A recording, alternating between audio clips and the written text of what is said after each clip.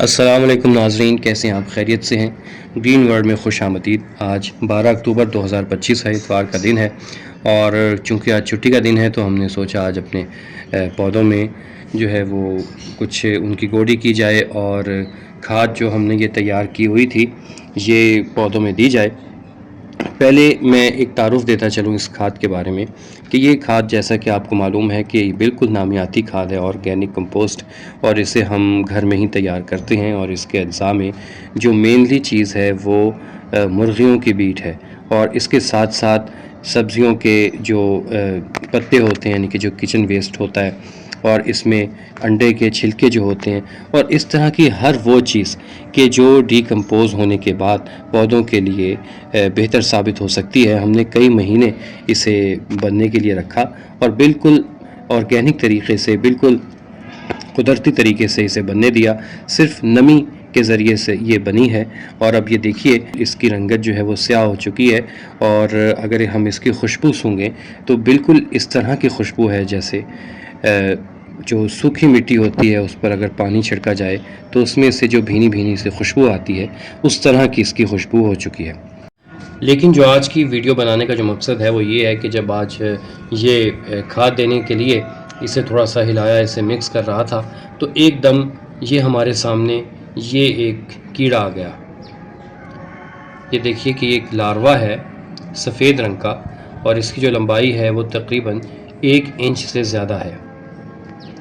آپ یہ دیکھیں کہ یہ بالکل سفید رنگ کا ہے۔ یہ جو آپ کے سامنے ہے اسے عام طور پر وائٹ گرب کہا جاتا ہے۔ دراصل یہ ایک بینیفیشل بیٹل لاروا ہے جو ہمارے کھاد بنانے کے عمل میں مدد کرتا ہے۔ یہ مٹی میں موجود نامیاتی مواد کو کھا کر اسے گلنے سڑنے میں مدد دیتا ہے، کیونکہ جتنے زیادہ ڈیکمپوزیشن کا عمل اچھا ہوگا اتنی ہی کھاد ہمارے لیے بہتر ثابت ہوگی۔ اس قسم کے جو دیگر لارواز ہوتے ہیں ان کی موجودگی میں، ان کی جو موجودگی ہے وہ اس بات کی علامت ہے، اس بات کا ثبوت ہے کہ کھاد مکمل طور پر آرگینیکلی تیار کی گئی ہے، نامیاتی طریقے سے تیار کی گئی ہے، اس میں کیمیکلز کا استعمال نہیں کیا گیا۔ اچھا، اب ہم بات کرتے ہیں اس کے کردار پر کہ یہ کیا کردار ادا کرتا ہے کھاد بنانے میں۔ یہ جو چھوٹا سا کیڑا ہے یہ کھاد میں پڑے ہوئے جو پتے ہوتے ہیں، سبزیوں کے چھلکے ہوتے ہیں، اور جو جڑوں کی باقیات ہوتی ہیں ان کو کھا کر انہیں بالکل نرم مٹی میں تبدیل کرتا ہے، اور اس طرح سے یہ جو گلنے سڑنے کا عمل ہوتا ہے جسے ہم انگریزی میں ڈیکمپوزیشن کا پروسیس کہتے ہیں، اس عمل کو یہ تیز کرتا ہے۔ اس کے ساتھ ساتھ جو چیزیں ہم نے رکھی ہوتی ہیں ڈیکمپوزیشن کے لیے، تو اس میں سے یہ گزرتا ہے، راستہ بناتا ہے، اور اس طرح سے جو ہوا ہے وہ بھی اندر تک، جو جتنا بھی مٹیریل پڑا ہوتا ہے اس کے اندر تک جاتی ہے چھوٹے چھوٹے سوراخوں کے ذریعے سے، اور اس طرح سے ڈیکمپوزیشن کا عمل نہ صرف تیز ہوتا ہے بلکہ اچھا بھی ہوتا ہے۔ اس کا جو فضلہ ہے وہ نائٹروجن اور نامیاتی غذائی اجزاء سے بھرپور ہوتا ہے جو کہ کھاد کو مزید مؤثر بناتا ہے۔ مختصراً یہ کہ یہ جو ایک معصوم سا سفید سا کیڑا ہے جس سے بعض افراد ہو سکتا ہے ڈر بھی جائیں، یہ بالکل بھی مضر نہیں ہے، دشمن نہیں ہے، بلکہ یہ کمپوسٹ میکر ہے، کھاد گر ہے۔ اچھا، اب ہم نے دیکھنا ہے کہ یہ ہمارے لیے کب نقصان دہ ہو سکتا ہے۔ اگر یہ بہت زیادہ تعداد میں ہم ان کو گملوں میں ڈال دیں، کھاد کے ساتھ ہی اس میں مٹی میں مکس کر دیں، مٹی میں ڈال دیں، تو یہ کیا ہو سکتا ہے کہ یہ پودوں کی جڑوں کو کھا کر انہیں نقصان پہنچا سکتا ہے۔ اس لیے جب کھاد مکمل طور پر تیار ہو جائے، یعنی سیاہ رنگ کی ہو جائے، خوشبو مٹی جیسی آئے جس طرح کہ یہ ہے، تو کھاد کو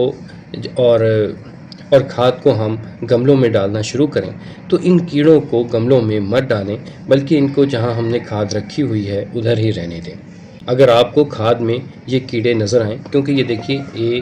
یہ ایک خول ہے کیڑے کا، یہ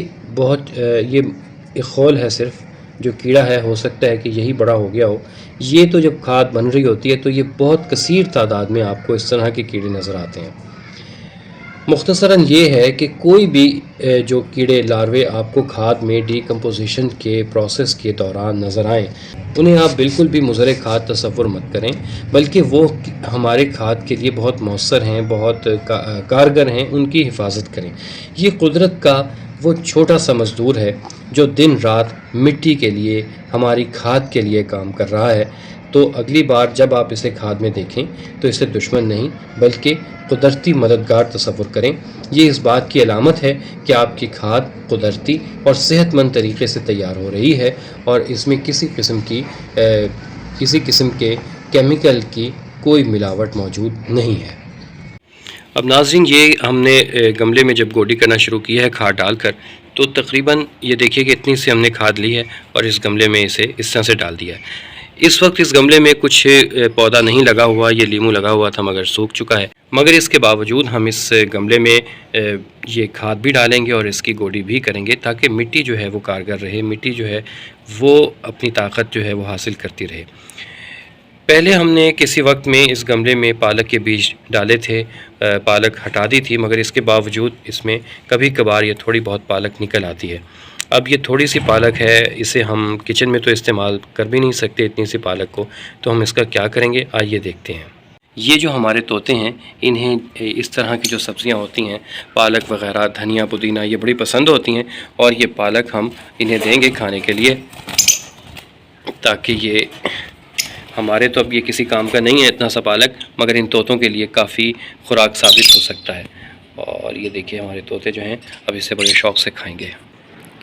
یہ میں تھوڑا دور ہو کر زوم کر رہا ہوں اب، کیونکہ اگر میں قریب گیا تو یہ اڑ جائیں گے اور چھوڑ دیں گے کھانا۔ اب یہ دیکھیے کتنے شوق سے یہ پالک کھا رہے ہیں، کیونکہ پالک اور پودینہ، دھنیا، میتھی خاص طور پر یہ ان کی مرغوب غذاؤں میں سے ہے اور یہ اس طرح کی غذائیں کھا کر بڑا لطف محسوس کرتے ہیں۔ یہ دیکھیے دوسرا جو جوڑا ہے جو کہ ابھی اپنے کجے میں ہی ہوتا ہے، وہ بھی پالک کو دیکھ کر باہر آ گئے ہوئے ہیں۔ اس طرح سے جو ہم اپنی کچن گارڈننگ کرتے ہیں ان میں جو ہمارے پرندے ہیں ان کا بھی لازمی حصہ رکھنا چاہیے تاکہ وہ بھی ان چیزوں سے لطف اندوز ہو سکیں، ان چیزوں کو انجوائے کر سکیں۔ خالص آرگینک جو چیزیں ہیں وہ ہمارے پرندے بھی کھا سکیں۔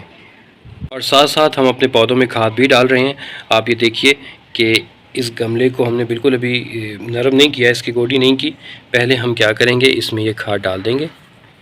اس طرح سے۔ اس کا اگر تھوڑا سا اس میں اس کی جو کوانٹٹی ہے، مقدار ہے کھاد کی، وہ زیادہ بھی ہو جائے تو کوئی ایسی نقصان والی بات نہیں ہے، کیونکہ یہ بالکل آرگینک ہے، کوئی کیمیکلز کا اس میں استعمال نہیں کیا گیا، اس لیے یہ مٹی کو، پودے کو طاقت ہی بخشے گی، اس کے لیے نقصان دہ ثابت نہیں ہوگی۔ یہ دیکھیں ڈال کر، اور اس کے بعد پھر ہم اس کی گوڈی کر دیں گے تاکہ یہ اچھی طرح سے مکس ہو جائے۔ گوڈی کرنے کے بعد اگر آپ کھاد ڈالیں گے تب بھی کوئی نقصان والی بات نہیں ہے، کیونکہ حل تو اس نے پھر بھی ہو جانا ہے، لیکن اگر گوڈی کرنے سے پہلے اسے کھاد ڈال کے تو پھر گوڈی کریں تو اس کا اثر یہ زیادہ اچھا رہتا ہے کہ وہ اچھی طرح سے مکس ہو جاتی ہے۔ یہ دیکھیں یہ مکس ہو گئی اچھی طرح سے، اور اب ہم بعد میں جب سب پودوں کو پانی دیں گے تو اس سے بھی پانی دے دیں گے۔ گوڈی کے اس عمل کے دوران ساتھ ساتھ یہ دیکھیں پودوں کی صفائی بھی ہوتی رہتی ہے، پتوں کی، جیسے یہ کافی جو پتے خشک ہو رہے ہیں ان کو ہم جھاڑ بھی دیں گے، ان کی صفائی بھی ہو جائے گی، اور ان کو ہم پھینکیں گے نہیں، بلکہ جہاں ہم یہ سارے پتے اور کچن ویسٹ اور اس طرح کی چیزیں ڈالتے ہیں کھاد بنانے کے لیے، اس ویسٹ کو ہم اس میں ڈال دیں گے۔ اس کے ساتھ ساتھ جس کیڑے پر، جس لاروے پر ہم نے بھی بات کی، اسے ہم نے اس ایک ڈھکن میں علیحدہ سے رکھا ہوا ہے، یہ تاکہ وہ مر نہ جائے، ہوا زیادہ لگنے سے یا ایسا کوئی اسے نقصان نہ پہنچے یا گملوں کے اندر نہ چلا جائے۔ اس لیے جب ہم ساری کھاد ڈال چکیں گے اور جو